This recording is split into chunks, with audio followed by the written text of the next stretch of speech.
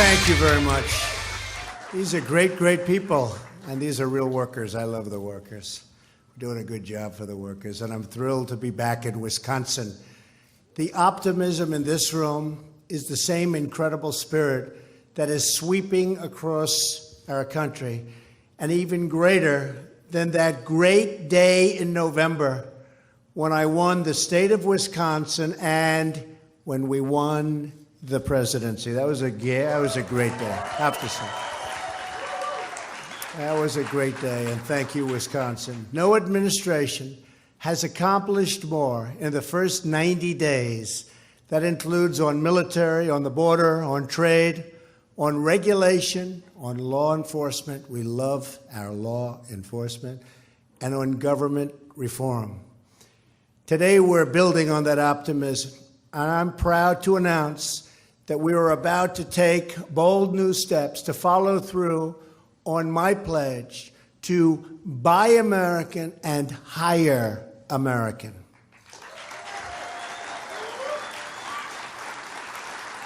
I can't think of a better place to make this announcement than right here at Snap-on. Just took a tour of the company. Good place, by the way. It's doing well, too. Standing among the workers who make the tools that will rebuild our nation. Your craftsmanship is incredible. It's a pleasure to see my good friend, Governor Scott Walker. He has been such a big help. He has been so incredible. Stand up, Scott. Governor Walker. As well as Senator Ron Johnson. We worked hard together. Thank you, Ron. And although he could not be here today, my thanks go to Speaker Ryan, who's represented this city for nearly 2 decades in Congress. And you know where he is? He's with NATO. And so he has a good excuse. And I said, Ron, make sure these countries start paying their bills a little bit more. You know, they're way, way behind, Ron. We have to do, I'm going to talk to you about that, Ron. But Paul, you're over with NATO, get them to pay their bills. I think that, and Ron, you have to work on that too. And Scott, you're right here in Wisconsin. You don't have to bother. We'll keep you right here. For a little while at least. Also with us is a famous local resident, the pride of Kenosha, Reince Priebus, my chief of staff. Where is Reince? Where is he? What a good man. There he is.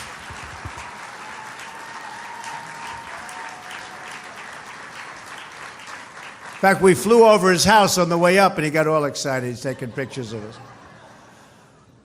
Rice went to school right here, just about a mile away, where he took his wife, Sally, to the prom. And that was a match made in heaven. Very nice.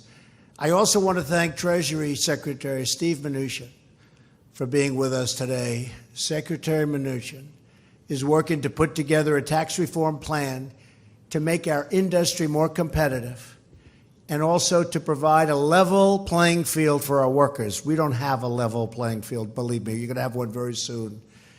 And our tax reform and tax plan is coming along very well. It's going to be out very soon. We're working on health care, and we're going to get that done too. Our Education Secretary, Betsy DeVos, is also here. Where's Betsy? She's around here someplace. Stand up. Thank you, Betsy. Secretary DeVos is working to ensure that our workers are trained for the skilled technical jobs that will, in the future, power our country. I'm excited to be joined today by students from Gateway Technical College. And remember the college president, Brian Albrecht. Thank you. Great job. Thank you very much. Thank you. Thank you, Brian. Your partnership with Snap-on is a great example of why vocational education is the way of the future. When I was growing up in Queens, we had vocational schools. They were great. We don't have schools like that so much anymore, but we're bringing them back. Vocational schools. These are very talented people that love that type of work, and it's great work. It really is great work. So vocational schools are going to be a big factor in the Trump administration. Together, we're going to do everything in our power to make sure that more products are stamped with those wonderful words, made in the USA.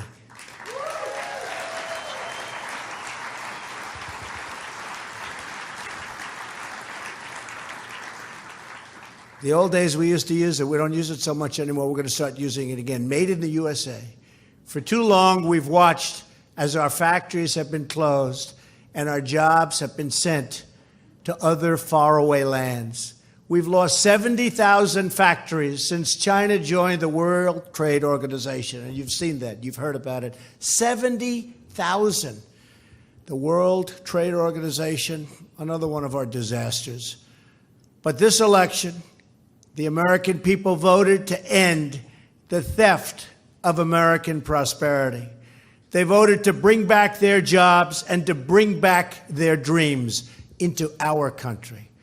That's why I'm here today. In just a few moments, I will be signing a Buy American and Hire American executive order. You haven't heard about that in a long time in this country.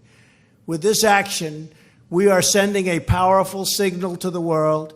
We're going to defend our workers, protect our jobs, and finally, put America first.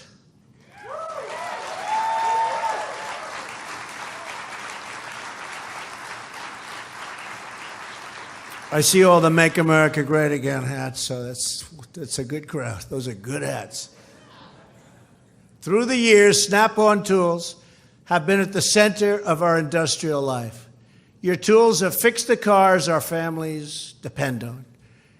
They've sailed with the fleets that patrol the oceans. They've fixed the planes that cross our skies.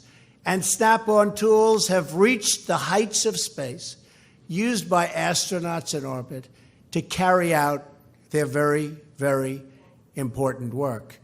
And I don't know if you noticed, recently I signed a very big order. We're going to spend again on NASA space program. And that's something we need, and we also need it psychologically, but it's going to be very exciting.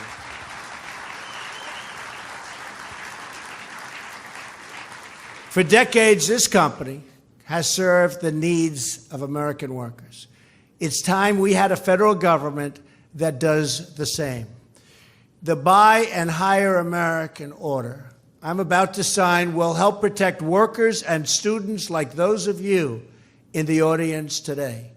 This historic action declares that the policy of our government is to aggressively promote and use American-made goods and to ensure that American labor is hired to do the job.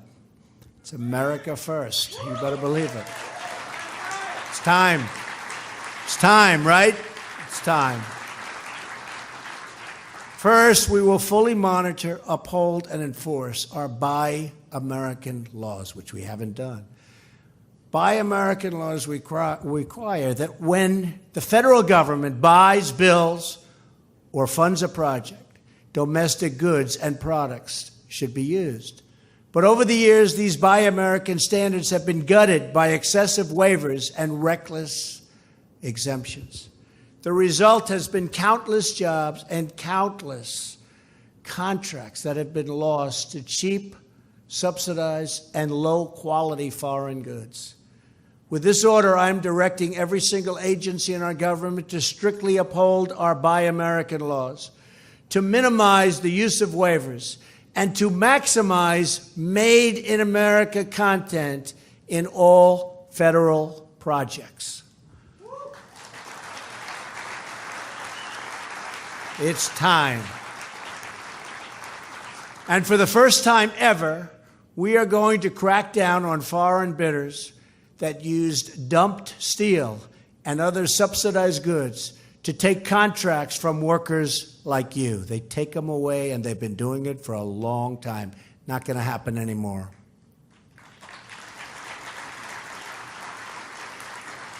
We are finally standing up for our workers and for our companies. In short, this order declares that American projects should be made with American goods. No longer are we going to allow foreign countries to cheat our producers and our workers out of federal contracts. Everyone in my administration will be expected to enforce every last Buy American provision on behalf of the American worker. And we are going to investigate every single trade deal that undermines these provisions. Secondly, we are going to enforce the higher American rules that are designed to protect jobs and wages of workers in the United States. We believe jobs must be offered to American workers first. Does that make sense?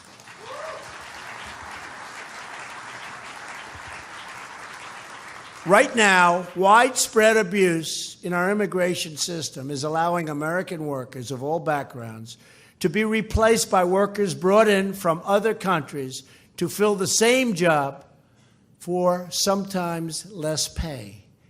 This will stop. American workers have long called for reforms to end these visa abuses, and today their calls are being answered for the first time. That includes taking the first steps to set in motion a long overdue reform of H-1B visas. Right now, H-1B visas are awarded in a totally random lottery, and that's wrong. Instead, they should be given to the most skilled and highest paid applicants, and they should never, ever be used to replace Americans. No one can compete with American workers when they are given a fair and level playing field, which has not happened for decades. We're using every tool at our disposal to restore the American dream. In fact, when it comes to wasteful, destructive, job-killing regulations, we are going to use a tool you all know very well. It's called the sledgehammer. It's what we're going to use. We're also going to stand up for our dairy farmers in Wisconsin.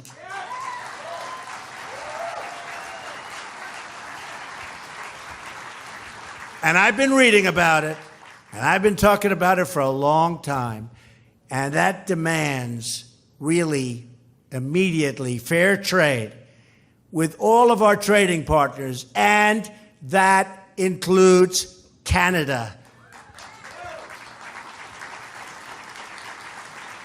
Because in Canada, some very unfair things have happened to our dairy farmers and others, and we're going to start working on that with Ron and with Scott and with Paul and with all of your representatives. What's happened to you is very, very unfair.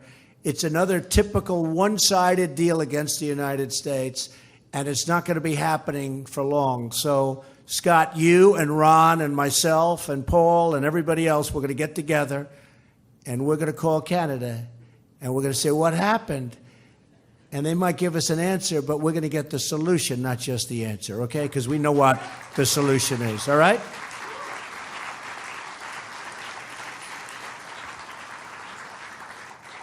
And if you guys can't do it, we'll bring maybe Reince. Reince, you ready, Reince? We better bring Reince back. Now, we'll get that done. We're going to work on that very hard. We're going to work on it immediately, in fact, starting today. It's a terrible thing that happened to the farmers of Wisconsin. The fact is, NAFTA has been a disaster for the United States, a complete and total disaster. And we're going to do some things. And we have all sorts of rules and regulations that are horrendous. Like we wanted started to negotiate with Mexico immediately. And we have these provisions where you have to wait long periods of time. You have to notify Congress. And after you notify Congress, you have to get certified. And then you can't speak to them for 100 days. The whole thing is ridiculous. NAFTA has been very, very bad for our country. It's been very, very bad for our companies and for our workers. And we're going to make some very big changes, or we are going to get rid of NAFTA for once and for all. Cannot continue like this, believe me.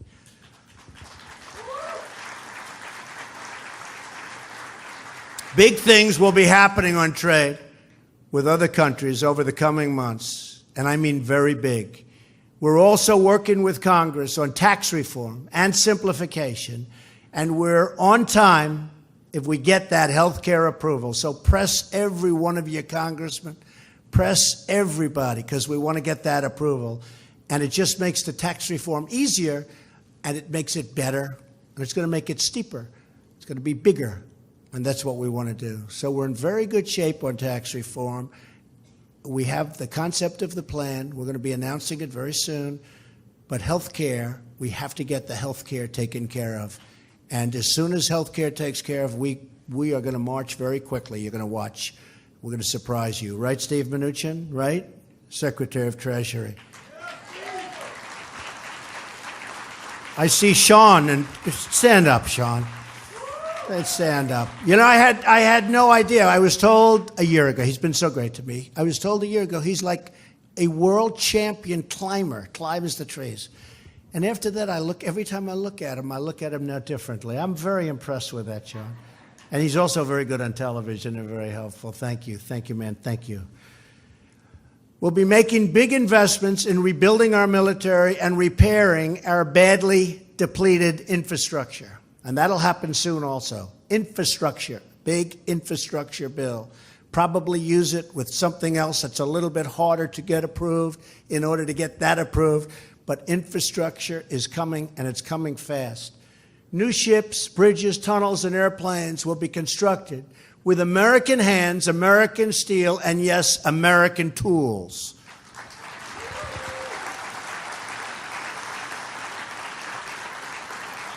As we work to restore the American dream at home, we're also working to restore America's standing abroad. That means strengthening our partnerships and ensuring that our friends and allies pay their fair share. And that very much includes, as I've already said in my little statement to Paul, it also includes the NATO companies and countries. They are really sort of letting us down in that one respect. And we don't want people taking advantage of the United States, and that's not going to happen for very much longer. I'm going over there very soon, and we're going to have it, and everybody's going to be paying, and we're going to be a much happier country. We're going to be a much happier world. No matter the circumstances, everyone will know we act from this core conviction that America's strength must be unmatched, and its first priority, unquestioned, the safety and security of our citizens. This is the surest path to a more peaceful and prosperous world for us all.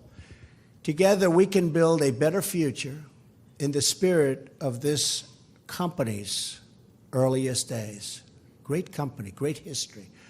I recently learned that decades ago in the 1920s, when your salesman entered a dusty repair shop or stained, a nice, beautiful stained garage floor, which I've seen many of, he would find a spot to lay out a beautiful green felt mat. The people of the company know what that means.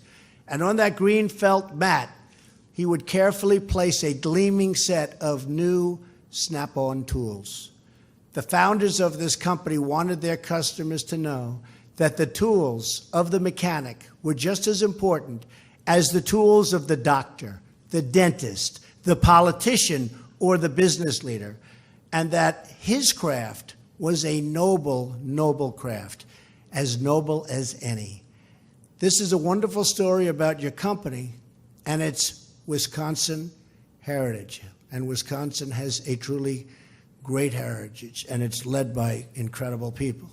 But it's also a story that tells us a lot about the American spirit. In America, we honor work. We honor grit. We honor craftsmanship. We honor the men and women who turn dreams into reality with their own two hands.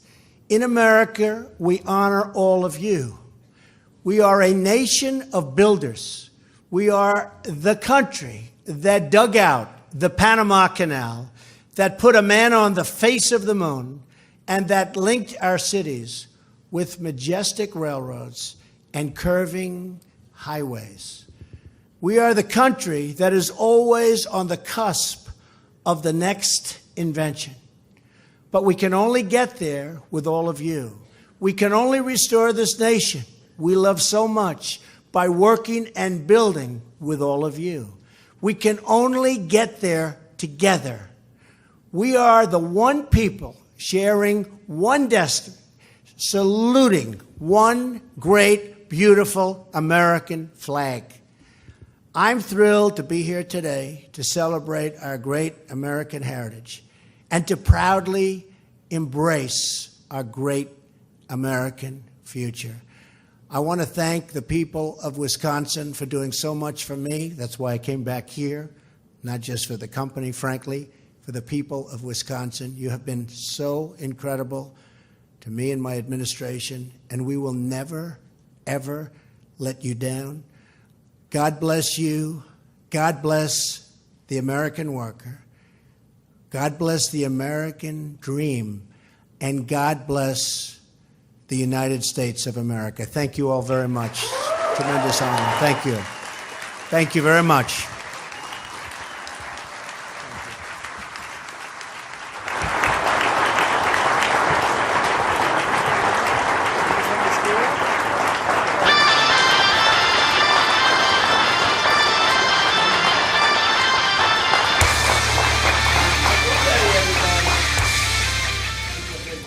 Get ready. How about having some Scott, Ron, and everybody? Come on up. Come on up. Lieutenant Governor, come on up. Come on up. Who should I give the pen to is the big question, right? I think one of them should get it. Yeah. Come on up.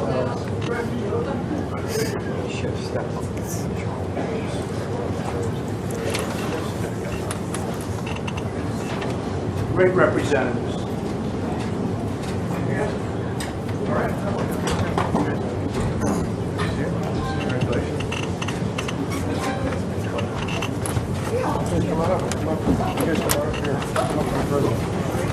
Come on up, yeah.